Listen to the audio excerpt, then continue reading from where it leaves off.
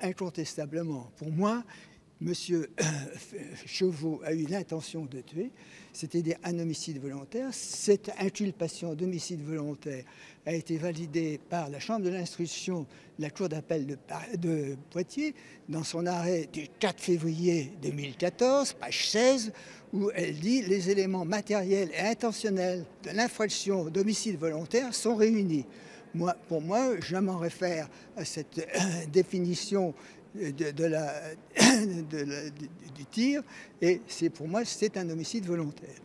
Maintenant, il est bien évident que le début de discussion qu'on a sur l'expertise balistique ne montre qu'une chose, c'est que le tir a eu lieu probablement à une distance de 30 cm, à 5 ou 10 cm près, mais en tout état de cause, on ne peut pas dire que le tir a eu lieu à 2,50 m.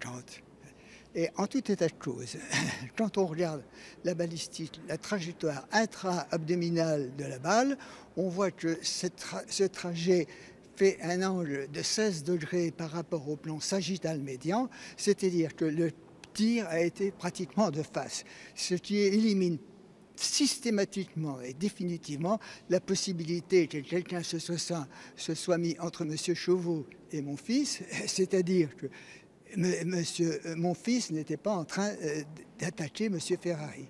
Voilà, c'est clair. Sur les 30 cm, c'est les conclusions de l'expertise que vous avez demandé, vous?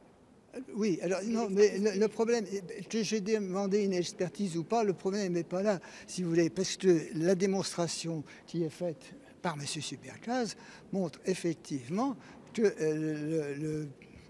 le tir peut avoir eu lieu soit à 30, soit à 31 cm, si vous voulez. Donc, indépendamment de l'expertise que j'ai demandée.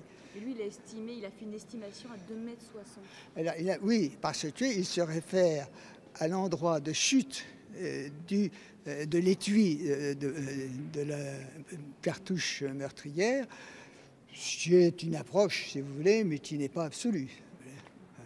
Je vous embête, une dernière question.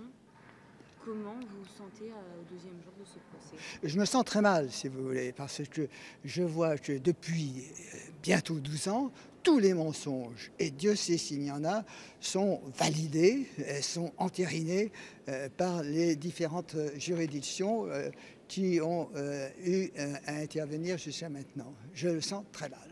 C'est une bavure pour vous? C'est une honte.